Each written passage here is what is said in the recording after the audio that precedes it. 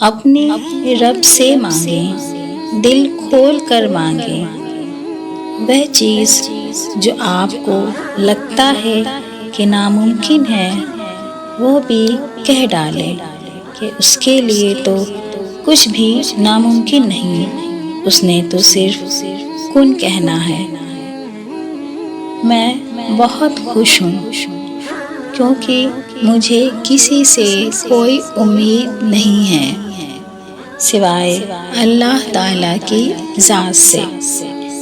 وہی میرا رب ہے، وہی میرا رب ہے۔ پریشانیاں تو آتی جاتی ہیں اور آتی جاتی رہیں گی، بس تم اللہ سے امید مت ہارنا۔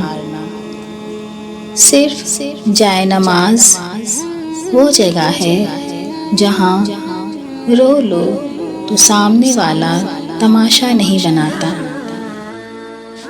یا اللہ، جس سکون اور اطمینان سے روح میرے جسم میں آئی تھی، اسی سکون اور اطمینان سے میرے جسم سے روح کا نکلنا میری تقدیر میں لکھ دے۔